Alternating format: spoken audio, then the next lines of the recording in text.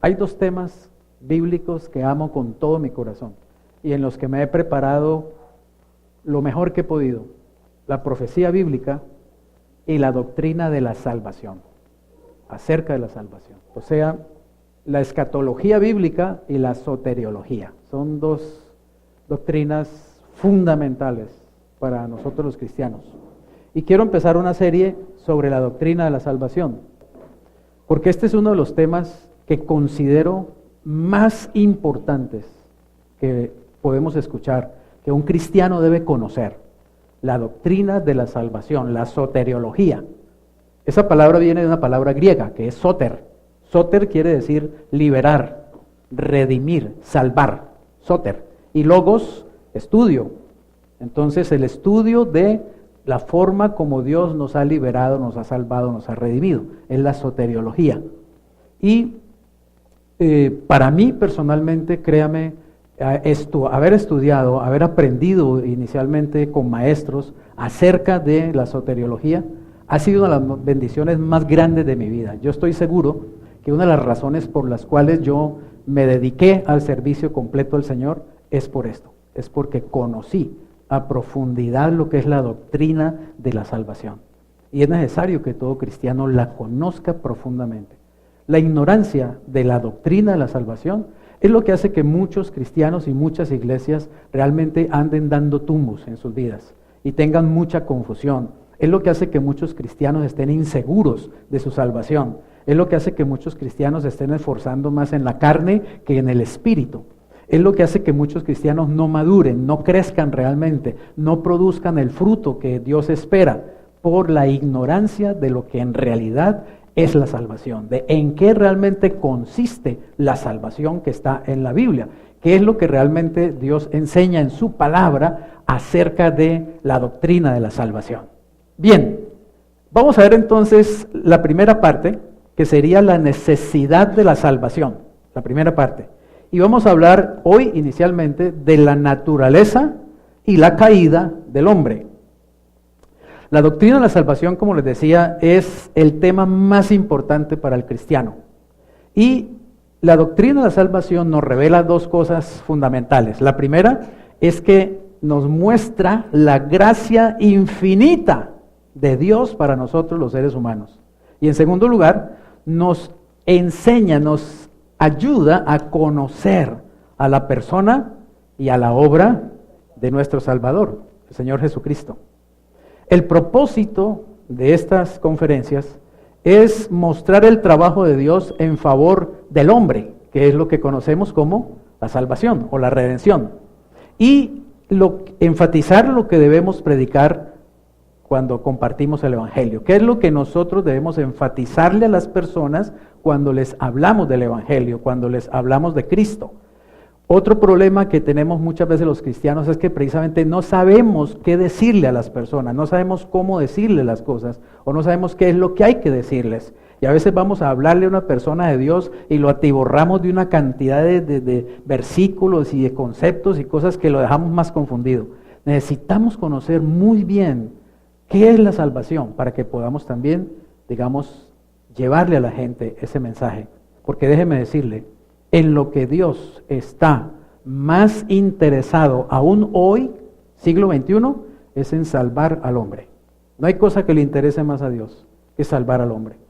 Déjeme decirle, Dios quiere darle casa, carro, beca, salud, trabajo, todo lo que usted quiera, esposo, esposa, pero lo que Dios más realmente quiere que el hombre tenga es salvación. ¿Amén?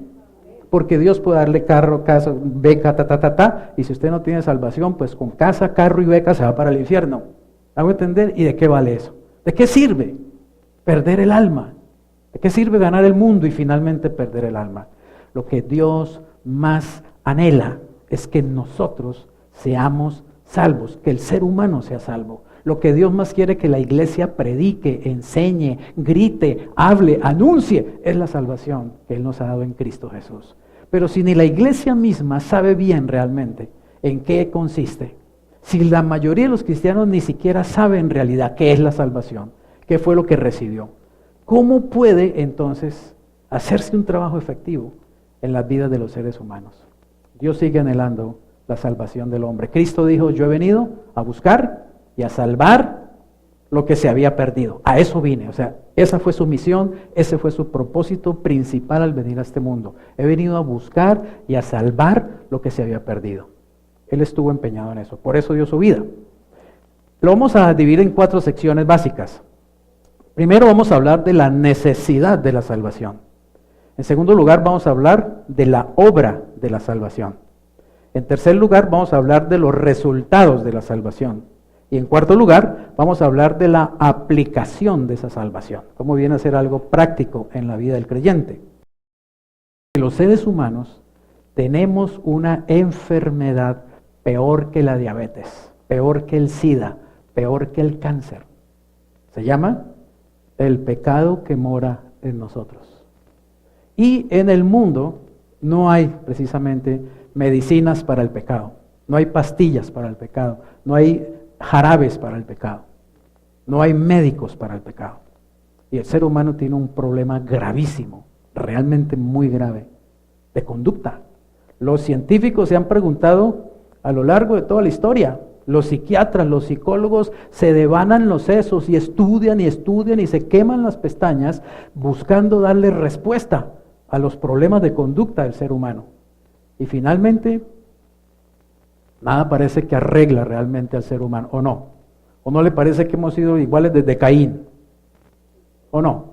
Los seres humanos de todos los siglos y de todas las épocas hemos tenido los mismos problemas de carácter, los mismos problemas de temperamento, los mismos problemas de conducta. Somos los mismos egoístas de siempre, somos los mismos inseguros de siempre, somos los mismos envidiosos de siempre, somos los mismos violentos de siempre. El ser humano no cambia. Nada ha podido cambiar al ser humano realmente desde adentro, ni la cultura, ni la medicina, ni nada lo ha podido cambiar, ni la religión, ni nada parecido, ni la filosofía lo ha podido cambiar. Porque el ser humano tiene un problema que solamente lo puede diagnosticar y lo puede sanar el que lo creó, su creador. Solo Dios tiene la respuesta para el ser humano. ¿Sabes? El ser humano no es consciente de la enfermedad espiritual tan grave que tiene adentro, el pecado, la naturaleza adámica, la naturaleza de pecado que se lo come y lo carcome todo el tiempo. El ser humano no sabe que esa enfermedad lo puede llevar directo al infierno, a una eternidad sin Dios, a una eternidad horrible, terrible. Porque el ser humano sigue pensando también que el infierno es un cuentico de hadas, que el infierno es un cuentico para asustar niños.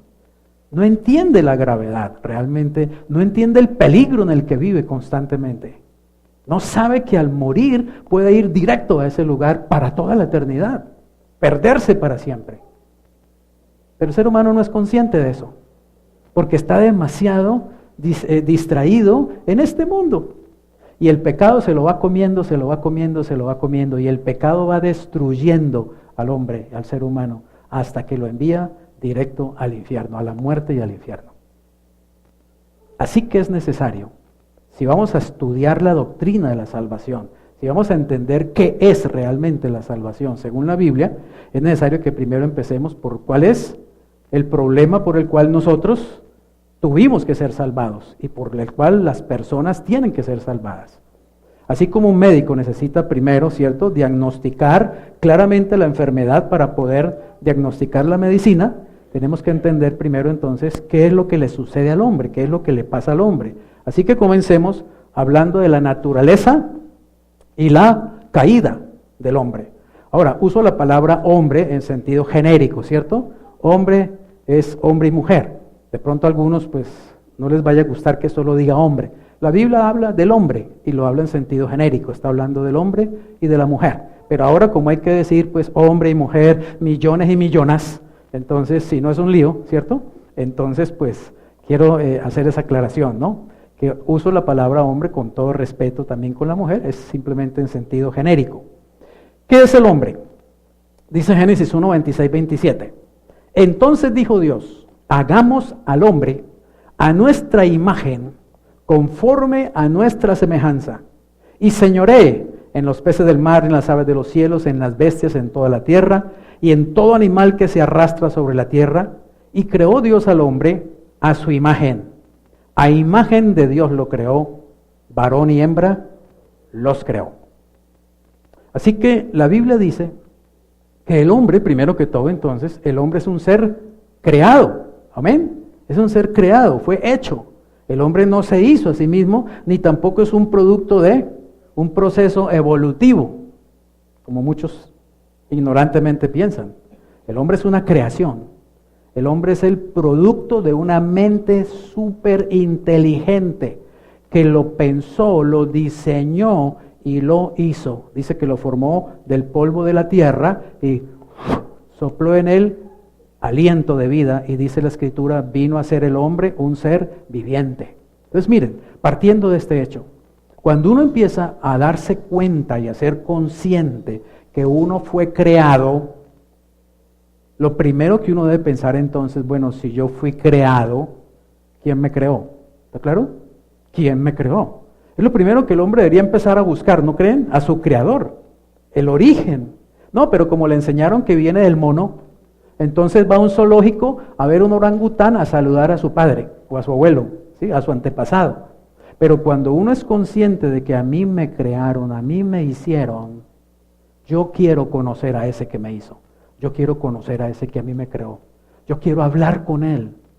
Yo quiero que él me haga entender muchas cosas. Yo quiero comprender muchas cosas. ¿Me hago entender? Así que lo primero que hay en el hombre es que tiene que haber un anhelo de buscar a su creador, tiene que haber un anhelo de buscar a Dios. Pero como no tenemos ni conciencia ni siquiera de eso, creemos que estamos en este planeta Tierra simplemente porque sí, porque aparecimos aquí de pronto, ¿cierto? No, porque mi papá y mi mamá pues tuvieron una noche de amor o de pasión o lo que sea y yo estoy en este mundo. Pero no es tan sencillo. Por eso a mí me gusta buscarlo a él, hablar con él. Me encanta buscarlo. Él es mi creador. Una de las cosas que a cada rato le digo es, Señor, gracias por haberme creado, gracias. Gracias por haberme dado vida. Gracias por haberme dado ojos, manos, pies, un cerebro para pensar, un corazón para amar, una boca para hablar. Gracias, te doy gracias. ¿Sabes qué? Tú eres lo máximo, Señor. Tú eres muy inteligente. Tú eres realmente sabio. Haber hecho las flores, las plantas, los ríos, la luna, el sol, tú eres maravilloso, Señor. Es mi creador y me encanta hablar con Él, me encanta buscarlo y adorarlo y darle gracias por su creación. Así como fuera a ver las obras de un artista, ¿cierto? Los cuadros de un pintor y felicitaría a ese pintor. Qué bonito le quedó, usted realmente es muy talentoso. Así me gusta decirle a él, Señor, usted es tremendamente talentoso. Usted es un Dios realmente sabio, omnipresente y omnisapiente. Señor, usted es lo máximo y me encanta ser su hijo. Me encanta ser tu creación, Señor. Gracias por la forma como me hiciste. Bendito sea tu nombre. Amén. Amén. Es tu creador, búscalo. Búscalo con la conciencia de que tú no estás aquí por ti mismo. Tú no te pusiste aquí. A ti te crearon, a ti te diseñaron. Y es maravilloso conocer a aquel que nos creó. Ahora dice que él dijo, hagamos, noten que está hablando en plural, ¿no? Ya hablaba el Padre con el Hijo allí en ese momento, ¿cierto? Hagamos al hombre a nuestra imagen y a nuestra semejanza, ¿cierto? Esa imagen del hombre obviamente no es física, porque Dios no es físico, Dios no tiene un cuerpo, Dios es espíritu. Entonces la imagen o la semejanza no es física. Tampoco es moral, porque Dios es santo sin pecado y nosotros somos seres manchados con el pecado. Somos inmorales en muchos aspectos, ¿cierto? Así que no es moral tampoco la imagen o la semejanza, sino que es personal. ¿En qué sentido somos semejanza de Dios? En que Dios es una persona y nosotros también somos una persona. Amén. Por eso es que podemos tener una relación con Él, porque Él es una persona y yo soy una persona, por eso nos podemos relacionar personalmente. ¿En qué es Dios una persona?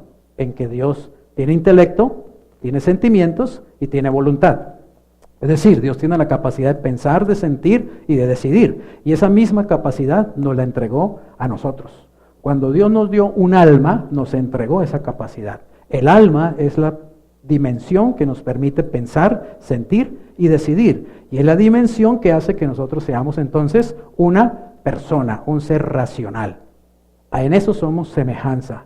Y somos imagen también, porque oiga bien, el hombre fue creado para que refleje a Dios. Así como la luna refleja la luz del sol, el hombre fue creado para que refleje la presencia de Dios en la tierra. Pero pregunta, ¿será que la reflejamos muy bien? ¿Sí?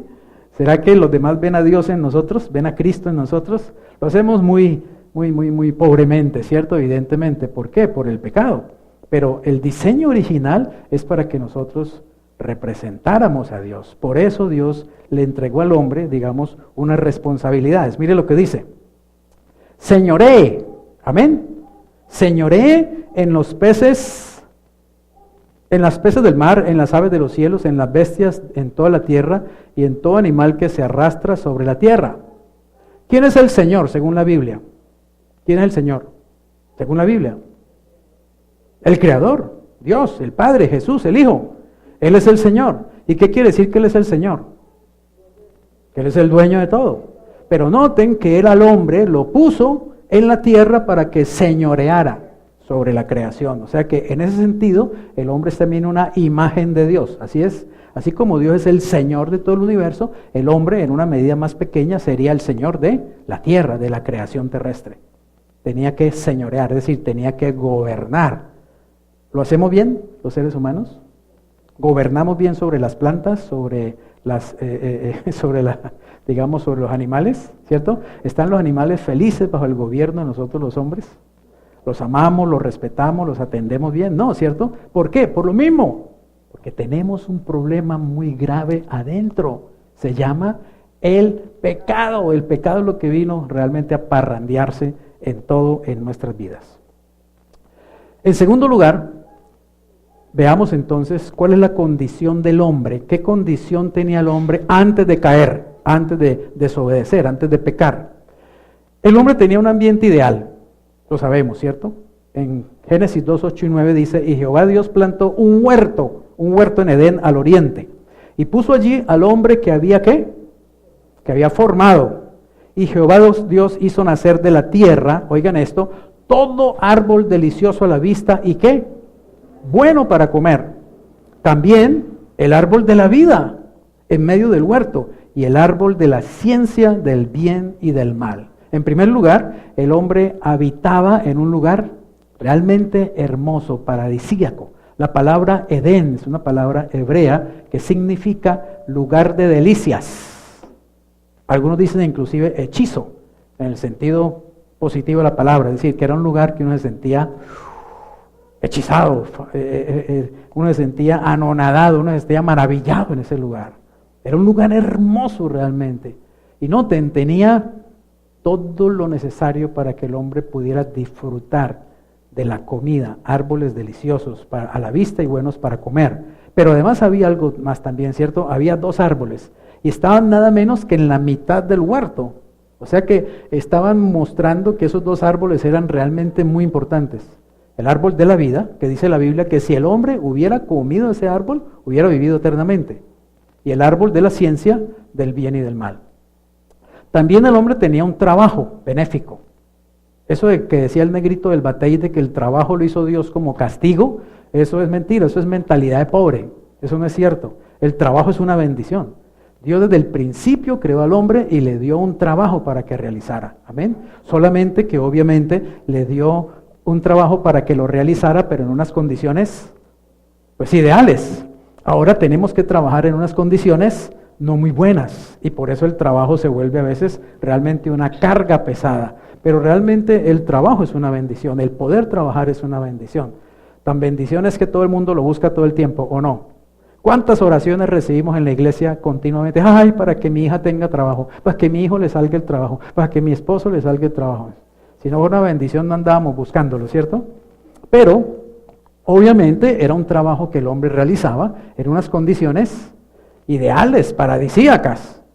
Este trabajo dice en Génesis 1:28 y 2:15. Y los bendijo Dios y les dijo, fructifiquen y multiplíquense, llenen la tierra y sojúzguenla, y señoreen en los peces del mar, en las aves de los cielos, y en todas las bestias que se mueven sobre la tierra. El 2:15 que dice que Dios puso al hombre en el huerto para que lo labrara y lo cuidara. O sea, el hombre además de que tenía que gobernar la creación, eso ya era un trabajo, un trabajo agradable de hacer. Además tenía que guardar y labrar ese huerto en el que él fue puesto. Así que era un trabajo también que el hombre lo iba a hacer pues agradablemente. ¿Ha trabajado usted en algo de eso así? De pronto en sembrar una mata o cuidar un jardín o algo así. Es muy rico trabajar realmente en la naturaleza. A mí me encanta ensuciarme las manos en el jardín y de pronto plantar algo y todo esto. Es realmente un trabajo muy agradable trabajar en la naturaleza. Gracias. Bien, así que el hombre vivía en un ambiente ideal y tenía un trabajo benéfico. ¿Qué más tenía? Una de las cosas más maravillosas que puede tener el hombre y la mujer, que es compañía. Compañía, tener con quien hablar, tener con quien compartir, tener a quien abrazar, tener a quien besar, tener a quien escuchar, ¿cierto? La compañía. En Génesis 2:18 dice, y dijo Jehová Dios, no es bueno que el hombre esté solo, le haré ayuda idónea para él.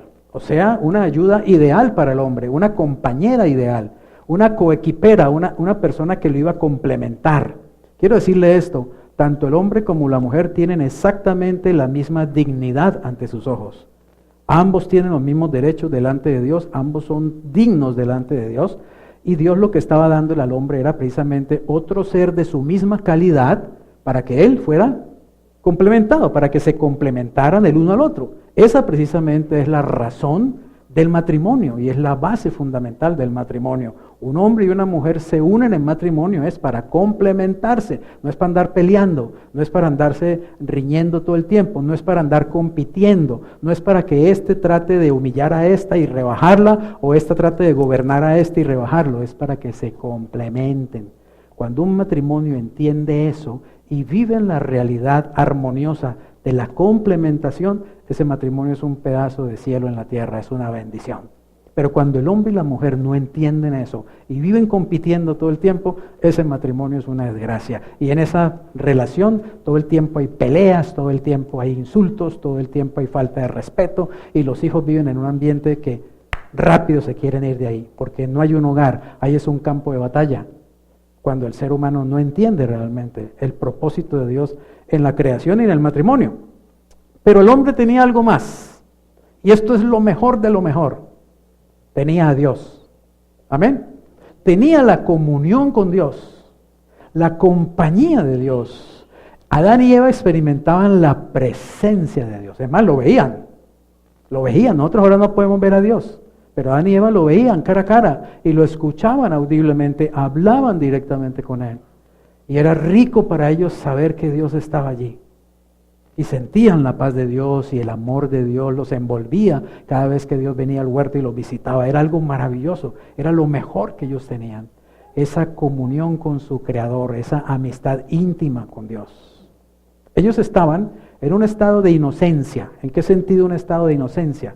Que ellos realmente no eran conscientes del pecado, no eran conscientes del mal porque todavía no había nada mal, todo era perfecto, todo era ideal, todo era paradisíaco.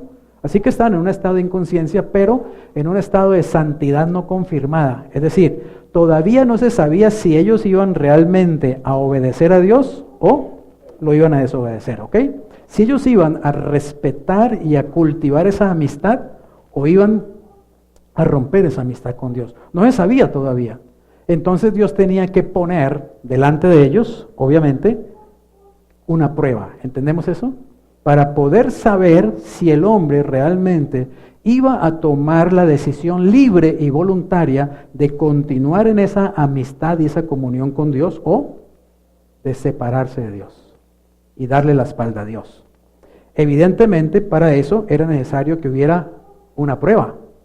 Ese es el punto 3. Dios puso una prueba. Noten que dice que en el centro del huerto, ¿cierto? Había dos árboles muy importantes. El árbol de la vida y el árbol de la ciencia del bien y del mal. Uno se pregunta, bueno, ¿qué sería ese árbol de la ciencia del bien y del mal? ¿Saben? Podría ser un árbol cualquiera. Simplemente era el árbol de la ciencia del bien y del mal, porque dependía de la decisión que el hombre tomara, se iba a convertir ese objeto en el árbol de la ciencia del bien y del mal. Le doy un ejemplo. Si yo le digo a mi hijo pequeño, le digo, mira hijo, tú puedes jugar en este salón por todo lado. Tú puedes hacer aquí lo que quieras, tú puedes jugar, puedes mover las sillas, pero este florero tú no me lo puedes tocar. Es lo único que no puedes tocar, ¿está claro? Ese florero se convierte en ese momento en el árbol de la ciencia del bien y del mal, ¿está claro? Porque es lo único que le he prohibido a mi hijo. Y si él empieza a mirar para todo lado y lo toca, ¿cierto? Él está haciendo ¿qué? Está desobedeciendo. ¿Y usted no se ha dado cuenta que eso está en la naturaleza del hombre? Que no es sino al hombre prohibirle algo y eso es lo que más va a querer hacer. Eso está en nuestros genes. Eso está en nuestra naturaleza, se llama naturaleza de Adán, la naturaleza pecaminosa, la naturaleza que me impulsa a hacer lo que me prohíben, a que me guste lo prohibido. Y por eso es que la gente se mete en tantos problemas, porque le gusta lo malo, le gusta lo prohibido y se mete en problemas, le gusta la mujer del otro. No se puede quedar tranquilo y feliz con la que tiene, no, tiene que meterse con la del otro. ¿Van a entender? No puede estar feliz y tranquilo con lo que Dios le ha dado, no, tiene que agarrarle también lo del otro. Tiene que quitarle las cosas al otro, tiene que robarlo, tiene que quitarle la vida al otro. Así somos los seres humanos. Tenemos un problema muy grave, terriblemente grave. Y un problema que por lo general ha sido muy mal diagnosticado. Créame, el único diagnóstico perfecto que yo encuentro está en la Biblia. Y lo da Dios en su palabra. Pues obviamente, ¿quién mejor puede diagnosticar el problema del hombre sino aquel que lo conoce, aquel que lo formó, aquel que lo creó? La Biblia dice que Dios dijo que no es bueno que el hombre esté solo, ¿se acuerdan? Le haré ayuda idónea. Y dice que hizo caer al hombre en un sueño profundo. Y de una costilla formó a ese ser maravilloso, su compañera que se llama la mujer. Dios es realmente maravilloso. Dios quiso darle al hombre todas las cosas, rodearlo de todas las bendiciones. Y quiero decirle una cosa, Dios todavía quiere eso. Dios no ha cambiado en absolutamente nada.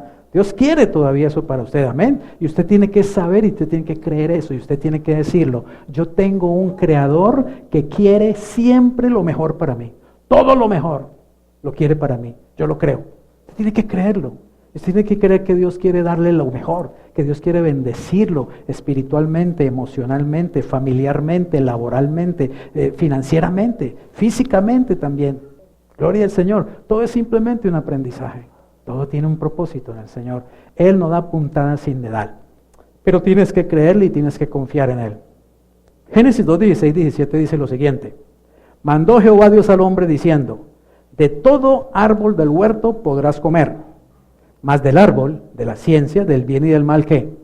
No comerás. ¿Por qué? Porque el día que de él comas, ciertamente morirás. Ahora entendemos que Dios no le estaba hablando de la muerte física, ¿cierto? Porque la Biblia dice que comieron ambos, Adán y Eva, y no dice ¡pum! Y cayeron muertos.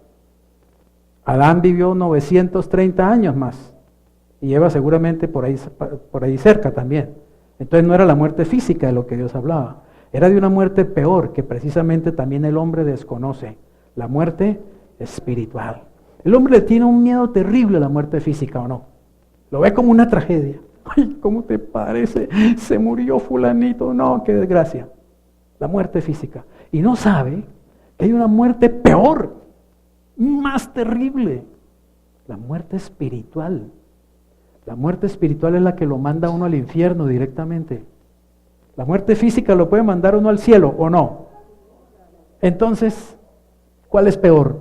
¿La física o la espiritual? La espiritual. Pero el hombre no es consciente de la muerte espiritual, no sabe que está muerto. Como el diabético que no sabe que tiene diabetes. Hay 115 millones de diabéticos tipo 2 en solo Estados Unidos. En solo Estados Unidos. Y de esos 115 millones, una gran porcentaje, posiblemente el 50 o más por ciento, no saben que tienen la enfermedad. No saben que la diabetes los está matando. El ser humano no sabe que tiene la muerte espiritual comiéndoselo por dentro. Y que la muerte espiritual lo va a mandar al infierno por una eternidad sin Dios. No sabe eso. Y le tiene pánico a la física, ¿sí? Por su desconocimiento y su conocimiento, digamos, tan limitado de todo, ¿no? Dios le dijo, le advirtió, no comas porque te vas a morir. Te va a morir espiritualmente. Es decir, si tú comes de eso que te dije que no comas, es decir, si tú me desobedeces, la relación entre tú y yo se acabó. Se acabó la relación. Vamos a ver el punto cuarto. Son 6 punticos. Vamos en el cuarto, que es la caída de Adán y Eva.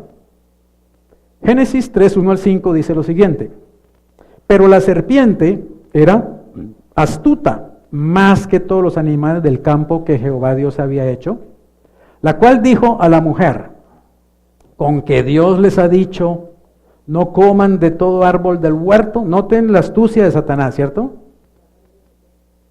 Trata primero de confundir a la mujer, ¿no?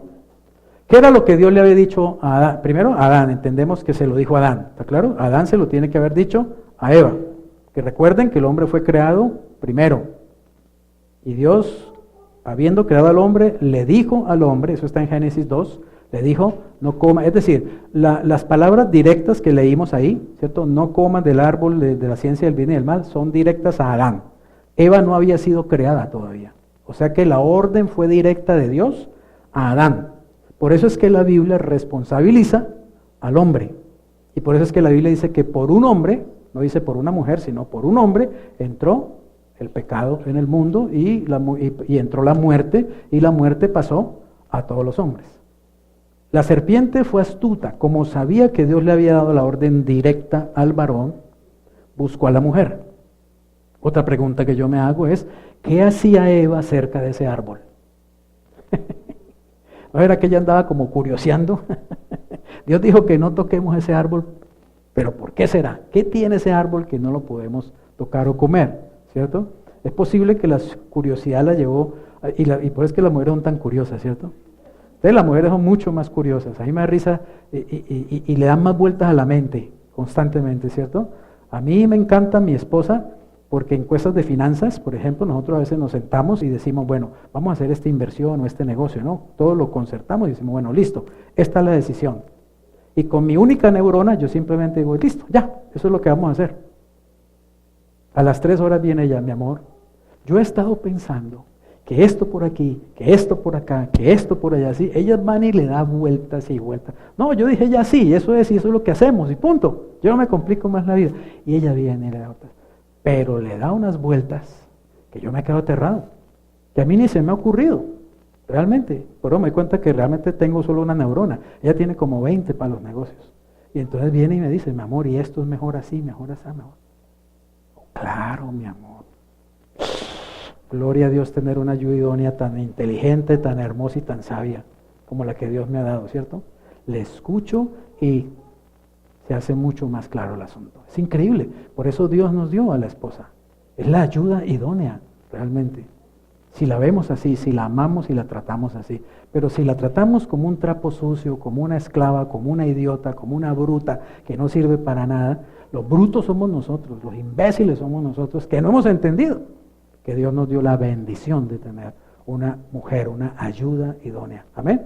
Cuando entendemos el plan de Dios y nos sujetamos al plan de Dios, todas las cosas comienzan realmente a marchar de una forma maravillosa y armónica. Y hay fruto en todo lo que hacemos, hay bendición en todo lo que emprendemos. Satanás fue astuto, vino y le dijo, con que Dios les ha dicho. Fíjense cómo torció el asunto, ¿cierto? Dios le había dicho era que podía comer de todos los árboles del huerto. Y saben, yo pienso, ¿no? Hablo humanamente, ¿no? ¿Ustedes creen que Dios quería que el hombre y la mujer comieran del árbol de la vida? ¿No? ¿Sí o no? ¿No creen que Él quería que comieran del árbol de la vida? Claro, claro, porque si ellos hubieran comido el árbol de la vida, iban a vivir eternamente. Del único árbol que Dios no quería que comieran es del que les dijo, de ese no. ¿Ok? Del árbol de la ciencia del bien y del mal. Pero ellos, por eso les dijo, de todos los árboles del huerto podéis comer. Y a mí me gusta pensar que él estaba mirando el árbol de la vida, dijo, de todos los árboles del huerto podéis comer. Pero ellos no se dieron cuenta. Fueron a comer exactamente del que no había que comer. ¿Qué le parece a usted que es eso? Terquedad, desobediencia, ignorancia. Bueno, ¿cierto? Rebeldía, curiosidad, qué sé yo. Y había un enemigo muy astuto, que realmente también los engañó, los tentó, los engañó y los atrajo a hacer lo contrario a la voluntad de Dios. Y ese enemigo todavía existe y todavía sigue haciendo exactamente lo mismo con cada persona y con cada cristiano. Lo mismo, tratando de confundirnos, tratando de engañarnos, tratando de ponernos trampas, tratando de ponernos cascaritas y todo el asunto. Lo mismo, él no ha cambiado, ese tampoco cambia y no va a cambiar. Es el mismo siempre, el tentador, el mentiroso, el engañador, ¿sí? El zarrapastroso. Ahora mire, dice, y la mujer respondió a la serpiente, ella respondió bien, ¿no? Del fruto de los árboles del huerto podemos comer, pero del fruto del árbol que está en medio del huerto, dijo Dios, no comerán de él ni le tocarán para que no mueran. O sea que Eva tenía la cosa clara, ¿cierto? O sea, Adán le había transmitido la orden de Dios claramente, se la había comunicado. Eva, Dios me dijo que no podemos comer de ese árbol porque nos vamos a morir. Y eso fue lo que Eva le dijo a la serpiente. Sí, no, Dios dijo que podemos comer de todos menos de ese, porque nos vamos a morir. Entonces la serpiente dijo a la mujer que no morirán. Eso también hace Satanás. Satanás contradice la palabra de Dios directamente. Satanás desautoriza la palabra de Dios. La palabra te dice que eres salvo y Satanás viene y te dice, no, eso no es así tan fácil, tú no eres salvo. La palabra te dice que vas al cielo y eso habrás que verlo. Tienes que primero esforzarte y ganarte eso para ir al cielo. Eso no es tan fácil. O sea, él siempre va a contradecir la palabra de Dios, amén. La palabra de Dios dice que eres santo y Satanás me dice, santo, semejante hipócrita que eres tú, semejante corrompido que eres tú, ¿qué santo vas a hacer? Él viene a contradecir la palabra de Dios, pero yo tengo que aprender a decirle, ¿sí? Cállese la jeta, que yo no le creo a usted nada, yo le creo a mi Padre, y yo le creo a la palabra de mi Padre, y mi Padre dice que sí, que soy salvo, que soy santo y que voy al cielo, punto. Eso es lo que hay que aprender a hacer, estar firmes en la palabra que mi Padre me ha dado. Y eso es lo que había tenido que haber hecho Eva, ¿cierto? Y Adán. Simplemente mi papá dijo, mi creador dijo que no coma y no como, punto. Pero Satanás era astuto y es astuto. Y no solamente contradijo la palabra de Dios, sino que inmediatamente sembró la duda, ¿cierto? En la mente de Eva. Le dijo, no morirás, sino que sabe Dios, imagínate tan atrevido, ¿qué sabe ese chiflamicas de lo que Dios sabe? ¿Qué sabe ese de lo que Dios piensa? ¿Qué sabe ese inútil de lo que realmente hay en el corazón de Dios? No sabe nada, pero es un mentiroso. Sabe Dios, como si conociera mucho a Dios. Sabe Dios que el día que coman de Él, serán abiertos sus ojos y serán como Dios, sabiendo el bien y el mal. O sea, miren, les vendió una idea espectacular. En primer lugar, contradijo la palabra de Dios. En segundo lugar, atacó el carácter de Dios. Es como que yo viniera y le dijera a Nidia, por ejemplo, Nidia, ¿tú confías en Hernando? Sí, pastor, yo confío en él. ¿Tú crees que él te es fiel? Sí, pastor, yo conozco a mi esposo, es un hombre muy recto, muy correcto. Y yo te dijera, Nidia, ¿qué va? No te creas tanto el asunto. No pienses que Hernando es tan fiel como tú crees. Es que tú no sabes lo que yo sé de él. ¿Me entiendes? ¿Qué estoy haciendo yo ahí? Estoy sembrándote la cizaña. Y estoy atacando a Hernando en su carácter. Él es un hombre recto, un hombre honesto y fiel a ti. Pero yo lo estoy atacando. Yo estoy diciendo que no, que él no es como es. Eso fue lo que hizo Satanás. Sabe Dios que no van a morir. O sea, ¿qué él estaba diciendo? Dios les está mintiendo. ¿Cómo van ustedes a confiar en Dios? Él les dijo que van a morir. Hombre, no sean tan bobos. ¿Ustedes le van a creer a Dios? Si ustedes no van a morir, Él sabe que no van a morir. ¿Sabe qué es lo que pasa? Realmente lo que sucede es que Él no quiere que ustedes sean como Él. Porque Él sabe que si ustedes comen de ese fruto, van a ser como Él y van a saber el bien y el mal. O sea que Dios es un mentiroso, Dios es un egoísta, Dios es una persona en la que no se puede confiar. Y la trampa y la desgracia de Adán y Eva es que se comieron ese argumento, creyeron realmente eso y empezaron a dudar de Dios. Entonces dice que la mujer vio el árbol y dijo, oiga, viéndolo bien, ese árbol está bien bonito. Vio que era codiciable y debe saber hasta bien rico seguramente. Y además me voy a volver como Dios, sabiendo el bien y el mal. En otras palabras, ya voy a estar a la altura de Dios. Y si yo estoy a la altura de Dios, entonces ya voy a hablar con Él de tú a tú. Y ya no tengo que depender de Él. Y ya no tengo que obedecerlo a Él. ¿Por qué lo voy a obedecer si soy igual a Él? Esa fue la trampa. Y comió. Todos sabemos que comió, ¿cierto? El pecado entonces es un ataque al carácter santo de Dios. Y en su raíz es que un acto de simplemente desobediencia. Pero noten, es un acto de desobediencia motivado por una desconfianza del verdadero carácter de Dios, ¿sí? Por tener dudas acerca de que Dios realmente me ama. Y así pasa con la gente, ¿no? La gente duda realmente del amor de Dios, duda del carácter de Dios. Ahí el martes tuve a una persona sentada que gracias a Dios recibió al Señor al final, pero esta persona me bombardeaba con preguntas y yo notaba que ella estaba con mucho resentimiento contra Dios. Y me decía, pero dígame una cosa, pastor, explíqueme esto, me decía. ¿Por qué pasan tantas cosas malas a los niños? ¿Por qué son niños que se murieron en un accidente aéreo hace poquito? ¿Por qué los niños? ¿Por qué tantos niños que son abusados por los sacerdotes de la Iglesia Católica y por pastores también de la Iglesia Cristiana? ¿Por qué? ¿Por qué tantos niños sufriendo de esa manera? ¿Dónde está Dios? ¿Qué estaba haciendo ella? Estaba atacando el carácter de Dios, ¿está claro? Estaba dudando de la bondad de Dios. Y la gente lo dice, ¿cierto? Y si Dios es tan bueno, ¿por qué se murió mi esposo? Y si Dios es tan bueno, ¿por qué me murió mi hijo? Yo le digo, porque Dios es bueno y tu esposo era malo y tu hijo era malo, punto. ¿Quién es el malo? ¿Dios? No, los malos somos nosotros. Lo que pasa es que creemos que somos buenos, ¿no? No hay muerto malo, ¿cierto? Todos son muy buenos. No, los malos somos nosotros, señores. Nosotros somos los malos, nosotros somos los pecadores, nosotros somos los que hemos desobedecido a Dios, nosotros somos los que atacamos el carácter de Dios, nosotros somos los que dudamos de Dios, nosotros somos los que no obedecemos a Dios, nosotros somos los que nos pasamos la palabra de Dios por la faja. Pero le decimos que Él es el malo finalmente. ¿Y Dios por qué no me ayuda? ¿Sabes por qué? Porque no tiene por qué hacerlo. ¿O es que está obligado a hacerlo Dios? ¿O qué? ¿Qué Él tanto le das tú a Dios? ¿Qué tanto es lo que tú haces por Dios? ¿Para que Él esté obligado a ayudarte? Él te ayuda por pura misericordia. ¿Me hago entender? Él te ayuda porque le da la gana ayudarte, no porque tenga que hacerlo. Pero vamos con esa actitud, ¿no? Y Dios, ¿por qué no me ayuda a mí? Una persona tan buena como yo. Es que no hay nadie más bueno que el pan, no, que yo no hay. Dios, ¿por qué no se rebaja y viene a ayudarme? Es que yo no entiendo por qué Dios no me obedece.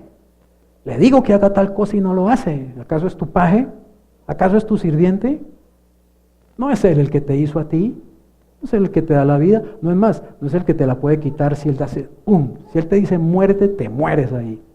Porque tiene ese poder para hacerlo. Entonces, lo que pasa es que el pecado nos ha vuelto ciegos, tontos, ignorantes, soberbios, atorrantes, arrogantes.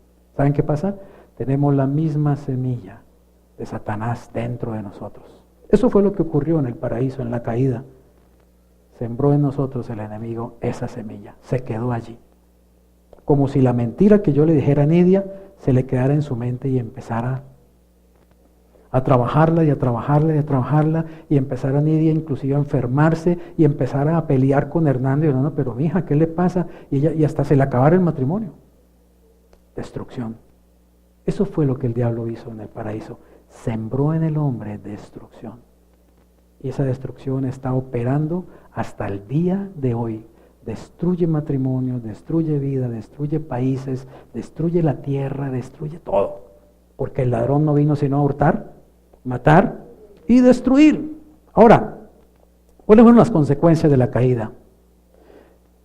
En el Génesis 3:7 dice, entonces fueron abiertos los ojos de ambos, fíjese, y conocieron que estaban, ¿qué? Desnudos. Por eso decimos que estaban en un estado de inocencia. Para ellos estar desnudos no era malo, no era pecaminoso, pero ahora sí era malo. Perdieron esa inocencia. ¿Usted no ha visto los niños que pueden andar desnudos? Mi mamá me dice que a veces ella estaba, como ella era modista, y a veces ella tenía clientas ahí en la sala, dice que yo a veces entraba desnudo, ahí en pura pelota, mamá, a pedirle tal cosa, ¿no? ¿Qué tal uno a los 18 años haciendo lo mismo, no? Mamá, ¿cierto? No se ve bien, ¿cierto? Pero en un niño, ¿cuál es el problema?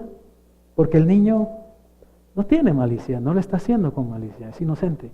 Así eran Adán y Eva. Ellos estaban desnudos y ¿cuál era el problema? Pero tan pronto entró en ellos la malicia, el pecado, la desobediencia, la naturaleza pecaminosa, se vieron desnudos y empezaron a ver eso como malo. Y dice, ¿qué dice? Cosieron hojas de higuera y se hicieron delantales, se taparon inmediatamente.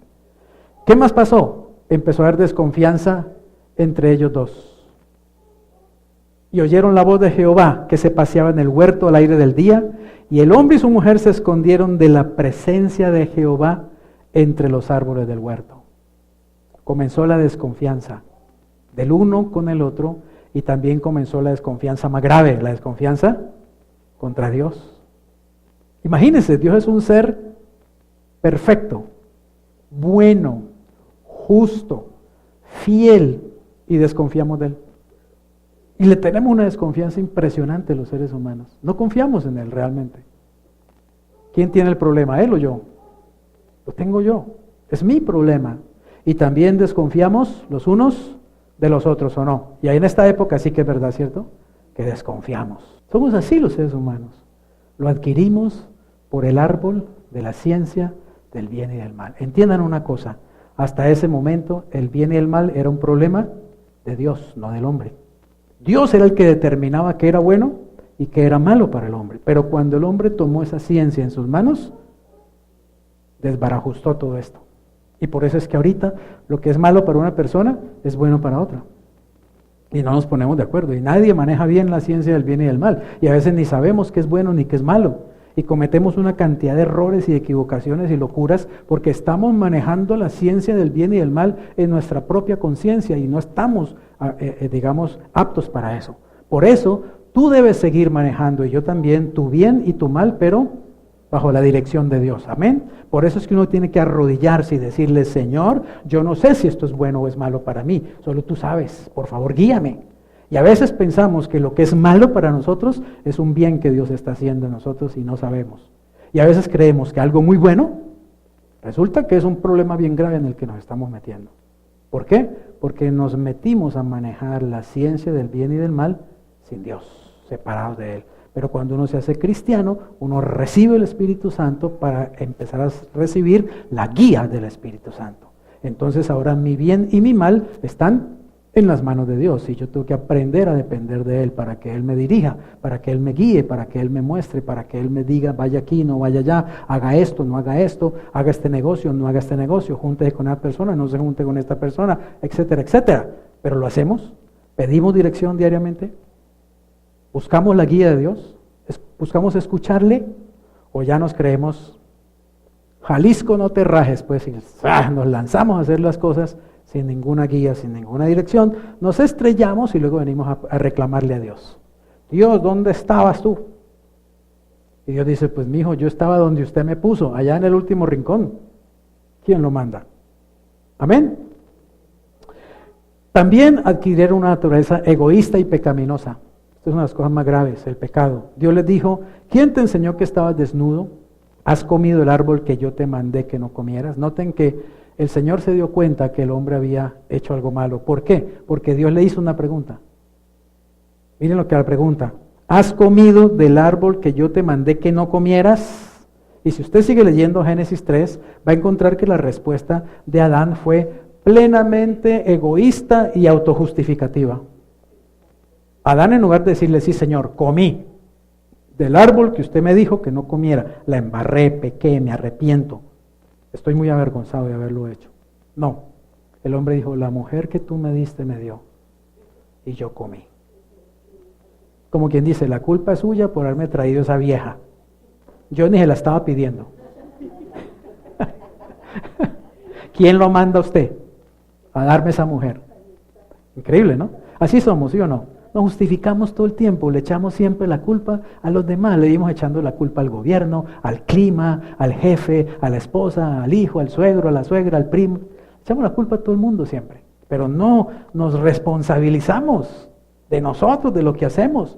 Uno lo que tiene que hacer es inmediatamente humillarse y decirle: Dios, pequé, la embarré, la culpa es mía, yo tuve el error, yo hice lo malo.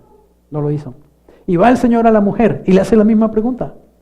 ¿Qué has hecho?, le dice a Eva. ¿Qué has hecho? ¿Qué tenía que decirle ella? Señor, yo me acerqué al árbol, allí estaba la serpiente, me dijo esto y yo comí. Y le di a mi esposo además. No. Le dijo: la serpiente me engañó. Fue ella. La culpa es de ella, la serpiente.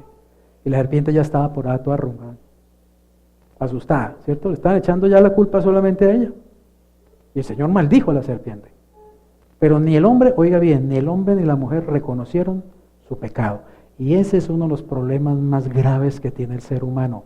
No reconoce su enfermedad, no reconoce su pecado. Y nos pasa también a los cristianos. No reconocemos nuestro pecado, nuestra desobediencia. Lo disfrazamos de una cantidad de cuestiones religiosas. En lugar de abrir nuestro corazón y decirle: Señor, yo pequé, yo me equivoqué, yo la embarré. ¿Está claro? Y si el esposo le es infiel a la esposa y lo pillan, tiene que ir y decirle: mi amor, yo te fallé, yo te fui infiel, yo hice realmente eso, perdóname, no lo vuelvo a hacer. Ahora mismo voy a llamar a esta mujer y le digo: vea, Pepita, se acabó este asunto, no más, no la quiero ni ver. Estoy decidido a amar solo a mi mujer. Bueno, pero ¿lo hace el hombre? ¿Lo hace la mujer? No, ¿cierto? Nos disfrazamos, nos mentimos, nos ponemos una cantidad de caretas. Así hicieron Adán y Eva. Se pusieron unos delantales de hojas. ¿Sabes los ridículos que se veían? ¿Sí? Ni siquiera fueron a un diseñador que unos delantales ahí de hojas, mal hechos. Así somos. Hubo cambios físicos en ellos y en el medio ambiente. Solo voy a leer para no alargarme. Dice: la mujer dijo: multiplicaré, a la mujer dijo el Señor, multiplicaré en gran manera los dolores en tus preñeces. Con dolor darás a luz tus hijos. Tu deseo será para tu marido y él se enseñoreará de ti. Y al hombre dijo: por cuanto obedeciste a la voz de tu mujer y comiste del árbol que te mandé diciendo: no comerás de él, maldita será la tierra por tu causa. Con dolor comerás de ella todos los días de tu vida. Espinos y cardos te producirá y comerás plantas del campo. Con el sudor de tu rostro comerás el pan hasta que vuelvas a la tierra, porque de ella fuiste tomado, pues polvo eres y al polvo volverás. O sea, hasta las cosas en su ambiente cambiaron, ¿cierto? Entró el dolor en la vida del ser humano. Para la mujer, el dolor al dar al alumbramiento, y al hombre el dolor para producir y sacar el alimento de la tierra. Y la tierra ahora era una tierra maldita, ya no era un Edén, no era un paraíso, era una tierra bajo maldición, que producía espinos y producía cardos. Y el hombre tendría que ganarse el sustento, ya no Dios dándole las cosas y proveyéndole, sino el hombre por él mismo ganándoselo con el sudor de su rostro. Y lo peor de todo, lo peor, esta es la peor tragedia que le ocurrió al hombre como consecuencia de su desobediencia. Perdió la comunión con Dios. Perdió esa amistad, esa armonía, ese compañerismo tan hermoso que tenía con Dios. Se acabó. Dijo Jehová Dios: he aquí el hombre es como uno de nosotros, dice, sabiendo el bien y el mal. Ahora no sea que vaya y tome también del árbol de la vida y coma y viva para siempre. Así que lo sacó Jehová del huerto del Edén, lo echó fuera para que lo labrara y lo guardase. Fuera el hombre, quedó destituido de la gloria de Dios, por cuanto todos pecaron y están destituidos de la gloria de Dios. Se acabó la comunión con Dios. Llegó al hombre la muerte espiritual. Eso es lo peor que le ha podido pasar. Pero no todo es malo. Y es que en medio de toda esa tragedia, Dios sigue siendo misericordioso. Amén. Dios sigue teniendo clemencia del hombre, clemencia para con el hombre.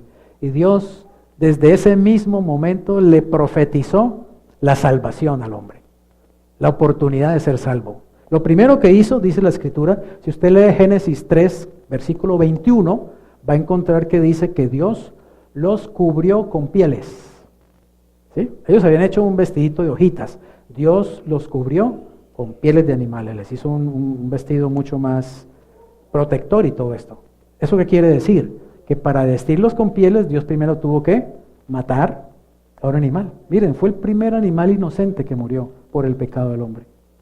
Los animales no tenían por qué morir, pero por el pecado del hombre, Dios tuvo que matar uno o dos, no sé, animales para poderle dar esas pieles como vestido a los hombres.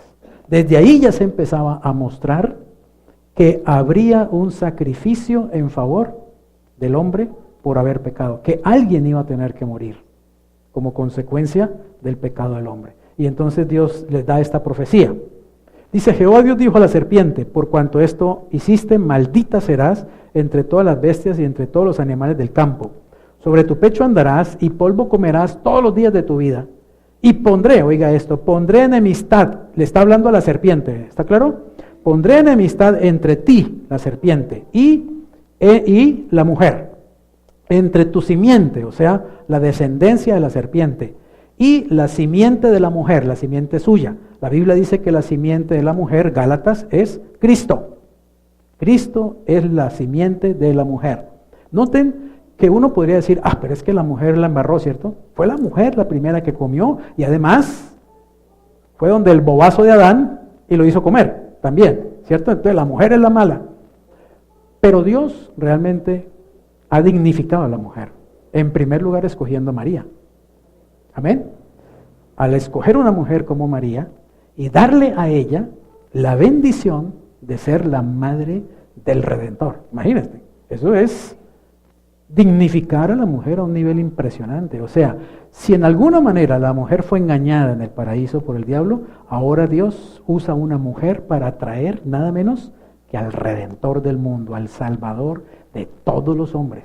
Amén. Así que Dios ama a la mujer y Dios realmente la pone en un, digamos, en un lugar de bendición. Por eso el ángel le dice a María: bienaventurada eres tú. Entre todas las mujeres te llamarán bienaventurada todas las generaciones. Dios le está dando a ella realmente un lugar muy especial. No estoy hablando de que es la reina del cielo ni nada de esas otras bobadas que se inventó la religión, sino que Dios le está dando a ella un papel, una misión muy importante de ser la madre del Salvador. Amén. Ahora bien, de esta manera, digamos, el Señor habla ahora entonces que vendría también una simiente, que por la mujer vendría la simiente que salvaría al mundo, que es Cristo. Cristo es la simiente de la mujer. Cristo es el Salvador del mundo, el Señor de señores. Y Cristo es el que vendría a pisarle la cabeza a la serpiente. Pero la serpiente le produciría también una herida no mortal, pero grave. Le mordería el calcañar aquí, el talón. Ya eso ocurrió, esa profecía ya se cumplió, ¿cierto? Satanás le hizo una herida mortal a Jesucristo, el Hijo de Dios, la simiente de la mujer, al morir en una cruz. Todo parecía perdido, parecía que el diablo estaba ganando la batalla, la pelea. Cristo muere, pero Jesús resucita. Así que le pisa la cabeza a la serpiente. ¿Y qué le pasa a una serpiente cuando uno le pisa la cabeza? Muere, ¿cierto? Por eso es que dicen la culebra se mata por la cabeza. Usted le da machetazo a una culebra en la cola, en el cuerpo, y ella sigue, pero se la pega en la cabeza y hasta ahí llegó.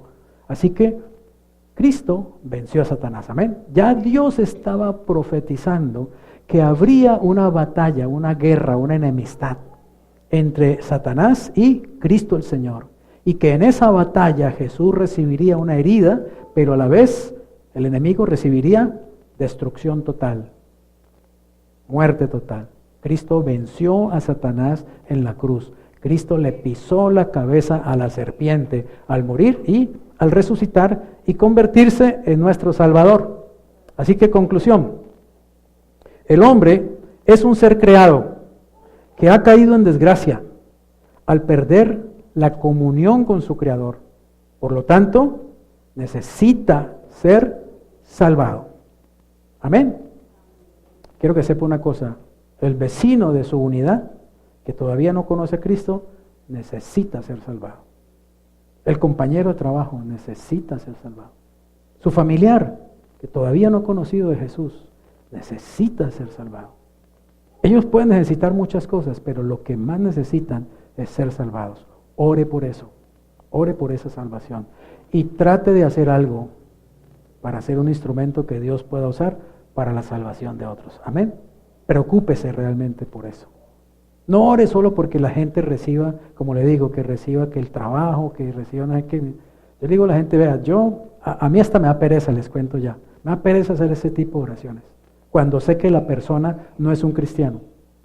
Yo me pongo a perder tiempo. Yo digo, Señor, qué trabajo ni qué nada. Que se arrepienta, que se convierta a ti y que tú lo salves. Amén. Después que le des todo lo que quieras darle. Que trabajo y que esposa y que carro y que le quite la verruga y que le quite la pecueca y no sé qué cosas. ¿Cierto? Eso qué importa, eso es secundario. Que se salve realmente. Si no es un cristiano, que se arrepienta. De verdad se arrepienta. Y conozca del Señor. Hay tanta gente que escucha y escucha y escucha al Señor y no hacen nada por el Señor, ¿cierto? Pero tan pronto tienen una necesidad, ay, llamen allá a la iglesia para que oren por mí. Para que los cristianos se pongan a orar por mí. No, ore usted, no riegue y busque a Dios. Búsquelo de corazón y búsquelo de frente. Arrepiéntase y búsquelo. Deje de estarnos poniendo el trabajo a los demás. Amén. Es que no entendemos a veces la verdadera necesidad que las personas tienen. Y lo choncholeamos, y lo choncholeamos, y lo choncholeamos. Hablemosle la verdad. Hablemosle la realidad. Ay, ¿por qué será que Dios a mí no me escucha? Pues ¿por qué será que no te escucha? ¿Por qué será? Porque no lo obedeces, porque no lo buscas, porque no eres su amigo, ni siquiera eres su hijo. ¿Por qué te tiene que escuchar? Si ni siquiera te has arrepentido, si no lo has buscado de corazón. Si no haces lo que Él dice que tienes que hacer, ¿está claro? Entonces, vayamos a la raíz del asunto. El problema es el pecado. El problema es que estamos muertos espiritualmente. El problema es que estamos apartados de Dios. El problema no lo tiene Dios. Lo tienes tú, lo tengo yo.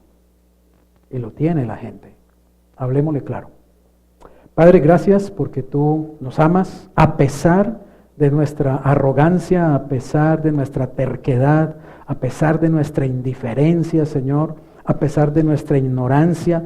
Tú sigues amándonos y sigues buscándonos continuamente. Como dices tú acerca de Israel, Señor, en el libro de Romanos, todo el tiempo extendí mis manos a un pueblo rebelde y contradictor. Así pasa con toda la raza humana, Señor. Así pasa con el hombre. Tú vives, tú tienes siglos y siglos y siglos buscándonos, Señor. Y nosotros seguimos escondiéndonos de ti, creándonos trajes de hojas, Señor, creándonos máscaras para escondernos, autojustificándonos en nuestro pecado y en nuestra desobediencia. Pero, Señor, danos la gracia de arrepentirnos, danos la gracia de reconocer nuestra necesidad. Danos la gracia de saber que somos creados, Señor. Que no nos pusimos nosotros mismos en este mundo, que no estamos aquí porque nosotros seamos los dueños de nuestra vida, sino que es por tu gracia, es por tu misericordia, Señor, que tú pusiste aliento de vida en nosotros. Y es por tu misericordia que tú sigues extendiendo tus manos para que seamos salvos. Gracias porque no te cansas, porque no te rindes, Señor. Bendito seas, Dios. Gracias porque sigues insistiendo de una forma y de otra, una y otra vez, buscándonos, Señor, para que finalmente nos arrepintamos, creamos en ti, te obedezcamos y disfrutemos de la salvación. Padre, yo te pido que esta conferencia llegue al corazón de los que la escuchen y la vean, en el nombre de Jesús. Amén. Amén.